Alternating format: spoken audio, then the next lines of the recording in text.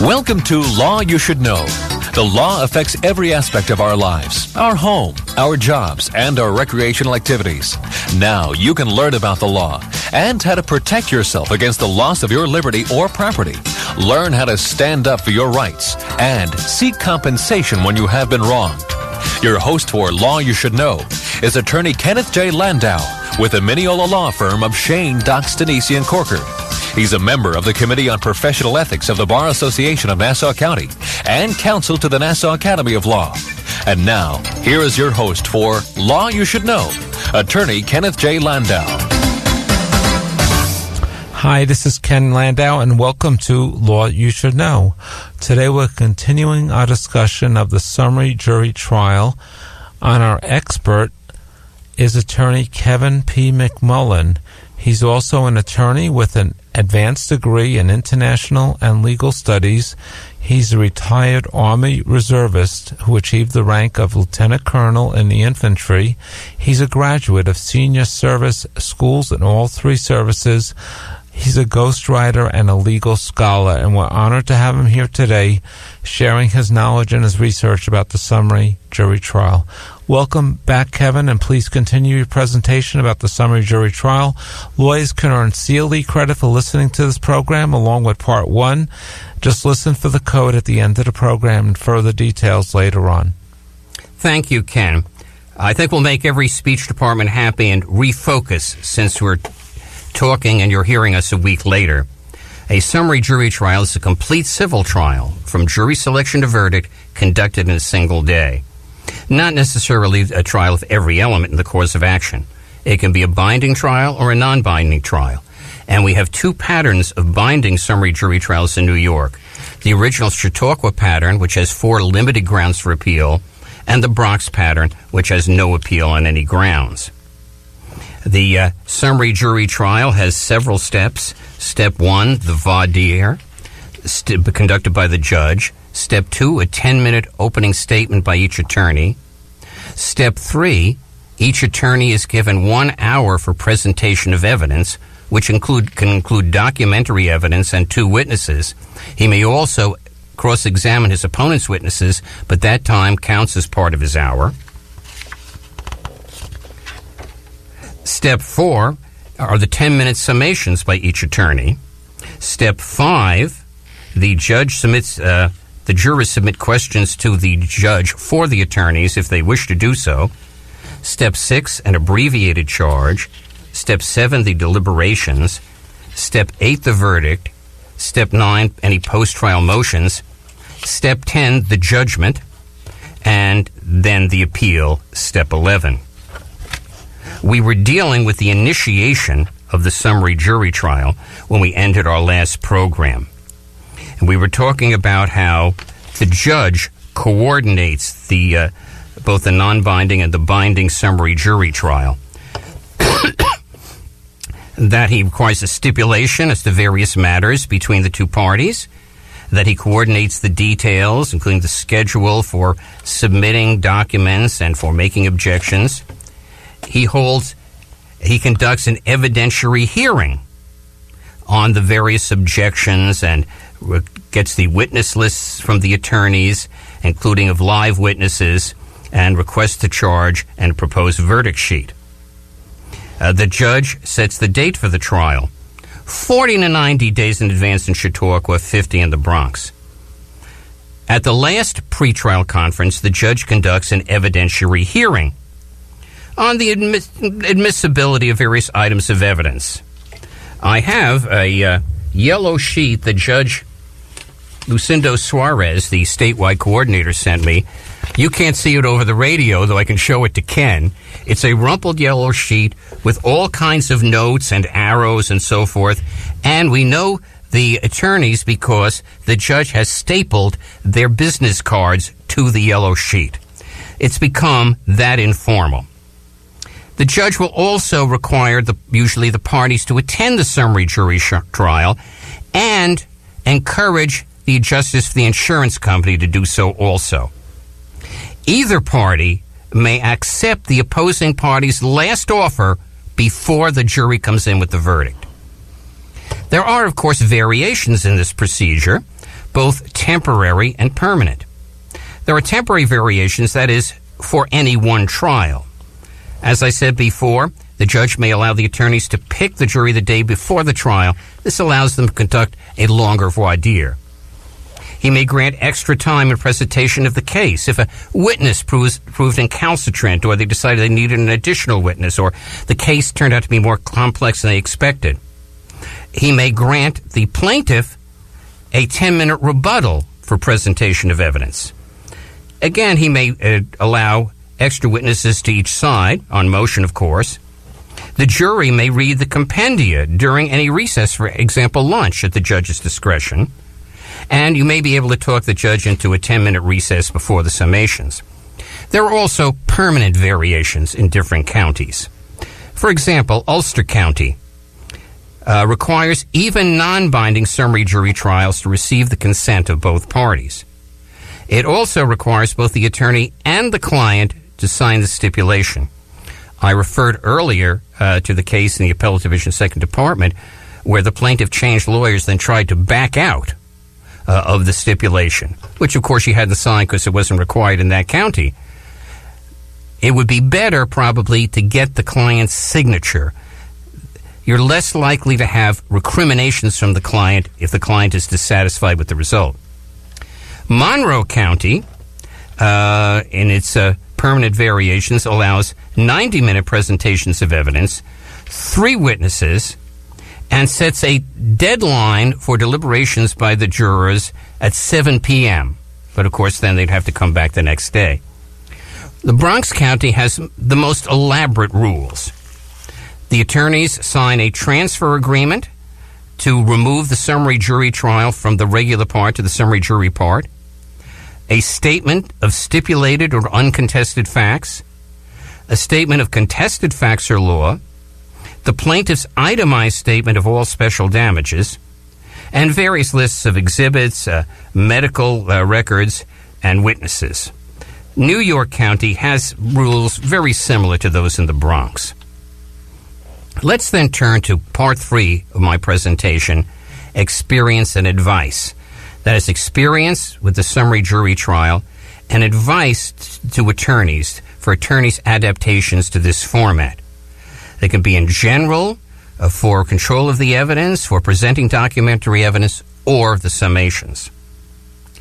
We have experience now with the summary jury trial. Let's talk about Judge Geraci's visit to the Bronx to try 10 cases. That was a test study. And then the more extensive experience in the Bronx. Judge Geraci came down from Chautauqua County to try 10 cases in 2 weeks. At the end, he formulated 12 conclusions. First, all the cases were auto accidents. All cases don't have to be auto accidents. It could be slip and fall. They could be anything. As I said, they could be medical malpractice or commercial matters. But people start using a novel procedure slowly. You know, people do what they do. I had a friend who wanted to bring an action, a petition in the court to get greater visitation rights from his ex-wife. He hired to do it a classmate from law school who brought the action in Supreme Court rather than family court. At the end, my friend won, but he had to pay a quarter of his wife's legal bills because there were more hours involved in going to Supreme Court than family court. He should have hired somebody who practiced in family court. The guy went to Supreme Court because that's what he does. Second thing that Judge Geraci found was 5 of the 9 verdicts were for the defendant and 1 was settled. Third, every jury reached a verdict before 5 p.m. That made everybody happy. Fourth, the highest plaintiff's demand was $500,000. Fifth, the highest verdict was for $107,000. Sixth, there was only one high-low agreement for a high of $100,000 and a low of $25,000. The verdict came in for $65,000. High-low agreements are much more common now. 7, the jurors asked few questions. They're allowed to, but typically they don't. Eighth, only 2 interpreters were used. And of those briefly, there was just a witness you needed to have, and that witness needed an interpreter. Ninth, no attorney exceeded the 10 minutes allowed for the opening statement. After all, everybody knew he got to practice that statement ahead of time and time himself, so there was really no problem in making the opening statement in 10 minutes. However, 10th, only 2 attorneys out of 18 exceeded the 1-hour presentation of evidence, and only one of those 2 by a significant amount. He doesn't report what the court's response was or should be when an attorney goes well over time in the presentation of evidence. Does he warn him? Does he stop the attorney? Does he give additional time to the opposition? 11th, I just want to take a moment to announce that, remind everyone you're listening to Law You Should Know on the voice of Nassau Community College, 90.3 WHPC. This is your host, Attorney Ken Landau, and my guest today is Kevin P. McMullen, speaking about summary jury trials. Thank you, Kevin. Judge Garassi's 11th report was that 11 of the 18 attorneys exceeded the 10-minute for this summation. Again, he doesn't report how the court reacts to that. Do you stop him at 12 minutes? Do you warn him? Do you give the other side extra time? I don't know, what he did or what you would do. Finally, 12th, and this is interesting, in 8 out of the 9 cases, only 1 witness was presented for the plaintiff. The defendants in 4 cases presented no witnesses, and in 4 cases, only 1 witness. We can then turn to the extended experience in the Bronx. When I say extended, this study went from September 2006 to June 2007. There were 69 trials in 73 days, including 2 consolidated trials. In 2 cases out of 69 trials, deliberations went past 5 p.m., so jurors work within the time limits. Originally scheduled were 78 motor vehicle cases and 1 premises case. There were 85 instances of various insurance carriers being involved, about a dozen different carriers. The average time, and this again is interesting, for the presentation of evidence, attorneys again did not take their whole hour. Plaintiff's attorneys averaged 49 minutes of presentation of evidence, and defense attorneys 37 minutes for the presentation of evidence. In 48 cases, the plaintiff presented only 1 witness, 11 2 witnesses, 4 3, and actually 1 4 got permission from the judge.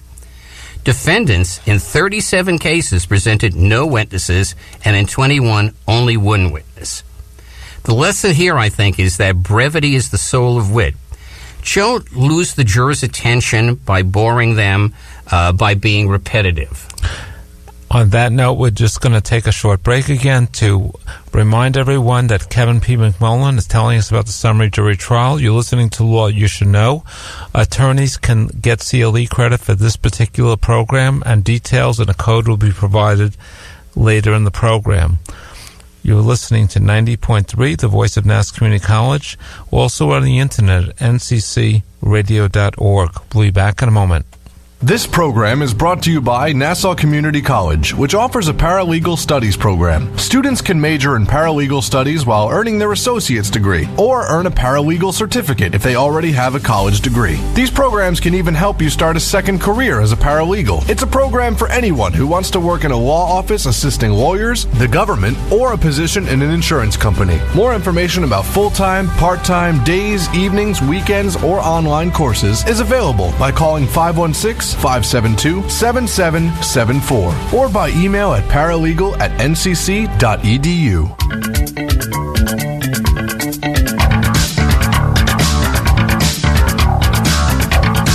Once again, we continue with Law You Should Know. From the Mineola Law Firm of Shane, Dox, Denise, Corker, and Sauer, here is attorney Kenneth J. Landau. Hi, this is Ken Landau, and welcome back to Law You Should Know. This is part 2 and the final segment of our series on the summary jury trial. Attorneys can receive CLE by listening to both portions and contact the Nassau Academy of Law at nassaubar.org for further information on that, and listen for the code at the end of the program. Kevin, continue your description of the summary jury trial. Thank you, Ken. We're on part 3 of my presentation, the experience and advice regarding the summary jury trial. We've already dealt with the experience of the courts, and it's been interesting how the attorneys didn't use all their time and didn't always present the 2 witnesses they were entitled to, though in some cases when they needed it, they got permission to present 3 or even 4 witnesses. The one problem they had was with going over time in their closing statements. Let's then turn to advice, adaptations for the attorney. In general, control of the evidence, presentation of documentary evidence, and the summations. In general, the summary jury trial requires more analysis and synthesis than a regular trial. You're not preparing as many witnesses, but you still must prepare your arguments and evidence in an abbreviated form, a streamlined form. The preparation you prepare as if for a regular trial, and then reduce the presentation. When I was in high school, we read some English novel in which one of the characters left a note behind her and said that she had to apologize for writing a long note because she didn't have time to write a short one. In other words, you have to write the longer one first. Same thing with planning a trial.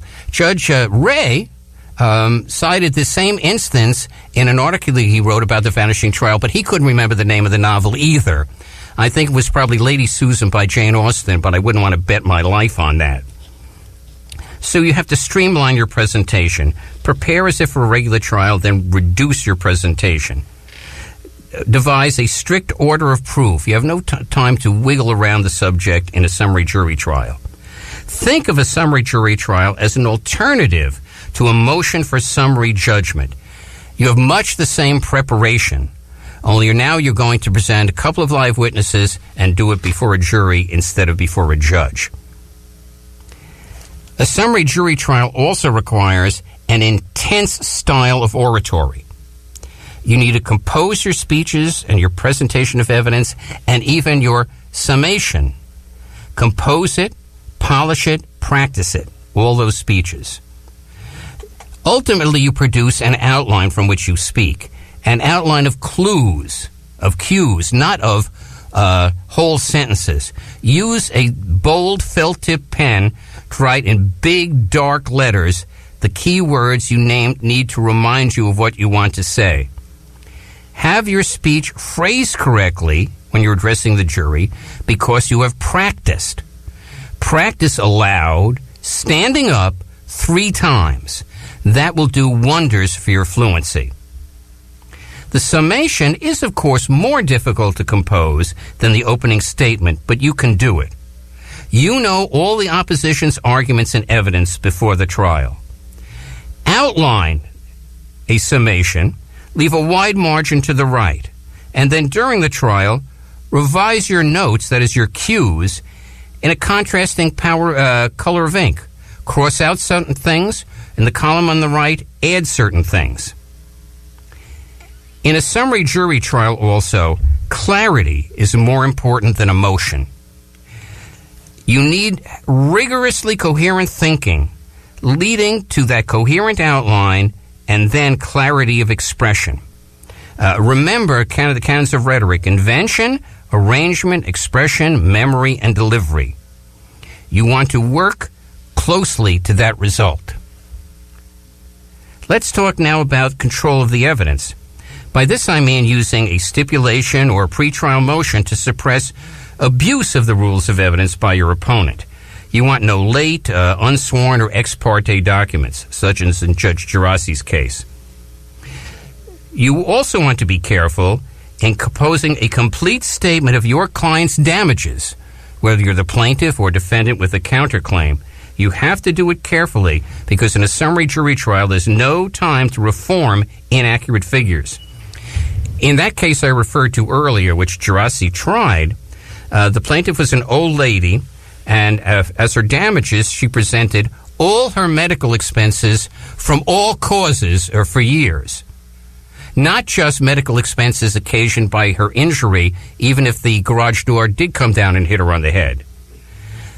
So as a result, Judge Gerasi threw out all the evidence on medical expenses because there was no time to sort which expenses were legitimate from the ones that were not.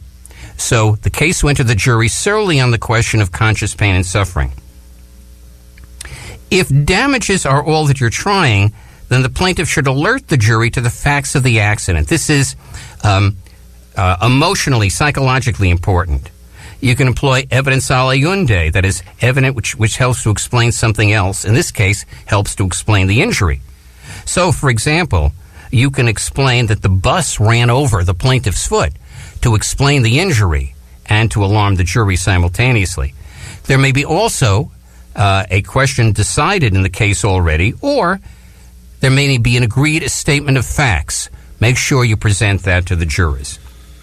We can then turn to the presentation of documentary evidence.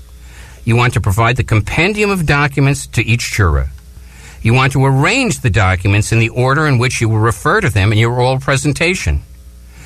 You will include only the essential pages of each document, only the essential pages, fewer rather than more. And on each document, you will highlight the relevant entry, say with a yellow felt tip. You'll include both a table of contents and an outline of your case with annotations to the relevant documents, which will be, of course, separated by tabs. You should consider including an integrated abstract of particular medical opinions or events, etc. Use an overhead projector to focus the attention of the jury on the document you're discussing at the moment. Accept that some argumentation is necessary to give your presentation coherence. You have an explicit outline in your opening statement. That is what comes out of your mouth, not what you're thinking or have in your paper. 1, 2, 3, 4, you say it out loud to the jury and repeat it. Use the same explicit outline, 1, 2, 3, 4, in your presentation of the evidence. For example, you say, we've claimed that the hospital waited too long to perform the cesarean section. To demonstrate this, we have to establish the time that the plaintiff arrived at the hospital and the time the operation was performed. To demonstrate, to prove the time that the plaintiff arrived at the hospital, we have first this document, the cab driver's timesheet. Second, we have this document, the deposition of the neighbor who accompanied the plaintiff to the hospital. She's an old lady, so we had a deposition to preserve her testimony. Third, we will note the absence of the first page from the hospital record, which should have had this time.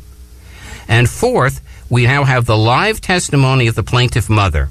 You will present her testimony live to the juror because then she's a real person. The hospital record will show the time of the cesarean, thus you know the time that was elapsed. The medical expert's affirmation or deposition will show the time permitted, the standards in the medical specialty, and therefore the breach of duty. I just want to remind our listeners that you're listening to Law You Should Know on the voice of Nassau Community College, 90.3 WHPC. This is your host, Ken Landau, and my guest today is Kevin P. McMullen. We're talking about the summary jury trial. And attorneys listening for CLE, just listen for the code at the end of the program. Thank you, Kev. I'd like to finish by saying a few words about the summation. It should be tentative but complete before the trial. You practice it. Maybe you'll practice giving an 8 or 9 minute summation instead of 10, so you'll have room for extra comments. You will outline, as I said before, with cues in a bold pen with a wide margin to the right, cross out items, add comments. The most important thing I want to emphasize here is the summation must consist of refutation of the opponent's arguments, not simply repetition of yours. You repeat yours, but you have to refute the opponent's attacks on them. I got on the train one day, the Long Island Railroad, and ran to Tom Principe from Kramer-Dilloff. He showed me a memo from a motion for summary judgment that written by a summer associate. the other side, the defendants, wanted something. I forget what it was, but they wanted it, and they said the general rule isn't in their favor, but there was this exception which was relevant and on which they were relying to get what they wanted. The summer associate, in his reply memorandum, went on and on proving the basic rule with block quotation, if the block quotation, if the block quotation, and never addressed the supposed exception. Therefore, he couldn't win that argument. He was conceding that argument. You have to refute the opposition's argument and do so explicitly. Tell the jury that's what you're doing. That's the summary jury trial, which I think is going to be the salvation of the civil jury trial if we can get more and more counties in New York to adopt it. And that includes more and more lawyers and more judges to advocate it. Yes. And it's a win-win situation for all concerned. And as you mentioned, whether you're the plaintiff or defendant, you should get the prior consent to the summary jury trial before you represent to the court that you are signing the up for. consent of the client, definitely. The client, yes. Also, before you actually execute the stipulation, you should negotiate with the other side, and perhaps with the court, what the different parameters are going to be, what the issues are going to be, which documents may be admissible. And unless you get the decision or the compromise you want, don't sign the stipulation. So regard it as a whole package. Regard it as a whole package. And the high-low is very important, and that really means a high and low. That the parties agree ahead of time that regardless of what the jury decides, the plaintiff will get at least a minimum amount, the low, and may get no more than a maximum amount, the high. Clients are often perplexed or even enraged when they find they've gotten a certain verdict, but the high-low agreement keeps them from getting all that money. They have to accept less.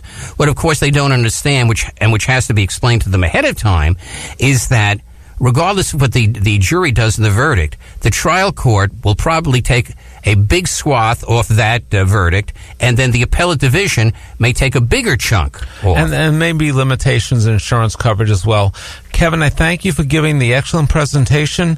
For attorneys listening, the code is NTSND. That's NTSND. If you've missed any part of this program or part one, just find the podcast at nccradio.org. You are listening to Law You Should Know, and please join us next week at this same time for another program on the Voice of Nassau Community College 90.3 WHPC. Also over the air and the voice stream at nccradio.org.